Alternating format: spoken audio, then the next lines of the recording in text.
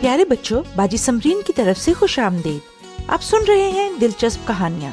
آئیں آج کی کہانی سنیں اور لطف اندوز ہوں۔ طفام خدا کی بیٹی بن جاتی ہے۔ ہیٹی میں آئی آفت بہت خوفناک تھی۔ طوفان کے بعد چٹانوں کے گول بڑے ٹکڑے وادی میں گرے اور اس پورے گاؤں کو گھیر لیا جس میں طفام بھی رہتی تھی، لیکن خدا نے اس کی جان بچا لی۔ مشن ہسپتال میں طفام جلد ہی ٹھیک ہو گئی۔ طفام کو نرسیں پسند کرتی تھیں اور اس کے جلد ٹھیک ہونے سے خوش بھی بہت تھیں۔ تم اب ٹھیک ہو رہی ہو طفام، کیا تمہیں پڑھنے لکھنے کا شوق ہے؟ جی ہاں، میں چاہتی ہوں، لیکن مجھے اس کتاب سے ڈر لگتا ہے۔ تمہیں ڈرنے کی ضرورت نہیں ہے بائبل سے۔ اس میں ہم پڑھتے ہیں کہ یسوع بچوں کو پیار کرتا ہے۔ اس کے بعد طفام روزانہ مشن اسکول جاتی تھی۔ جب مذہب کے بارے میں پڑھایا جاتا تو وہ اپنے کان بند کر لیتی، لیکن کبھی کبھی وہ تھوڑا سا سنتی تھی۔ اس کو یہ سمجھ نہیں آتی تھی کہ استانی خدا کے بیٹے کے بارے میں کیا کہتی ہے۔ وہ جلدی سے اپنے تعویذ کو پکڑ لیتی تھی جو اس نے اپنے گلے میں پہنا ہوتا تھا۔ ایک لڑکی اس پر ہنسا کرتی تھی۔ طفام ڈری ہوئی تھی اور اسکول کے کمرے سے بھاگ گئی۔ طفام، تم کیوں رو رہی ہو؟ مجھے سمجھ نہیں آتی میں کیسے خدا کی بیٹی بن سکتی ہوں۔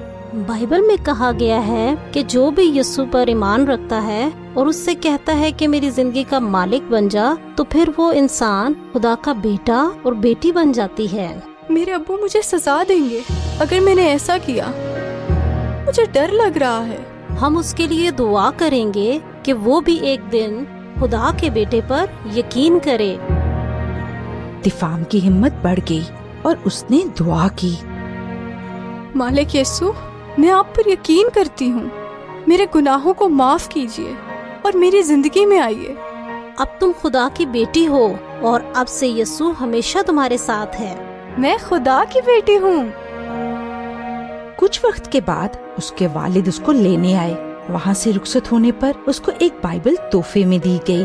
اس کے والد اسے شک کی نظر سے دیکھتے رہے اور گھر پہنچنے تک خاموش رہے۔ کیا تم بھی اس یسوع پر یقین رکھتی ہو؟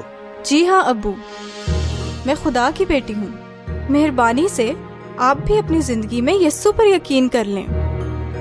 بائبل میں یہ کہا گیا ہے کہ جب آپ ایسا کریں گے تو آپ بھی خدا کے بیٹے بن جائیں گے۔ طفام نے ابھی کچھ نہیں بولا تھا کہ اس کے والد نے اس کے ہاتھ سے بائبل لے لی اور اس کو پھاڑ کر ہزاروں ٹکڑے کر دیے اور انہیں ہوا میں اڑا دیا۔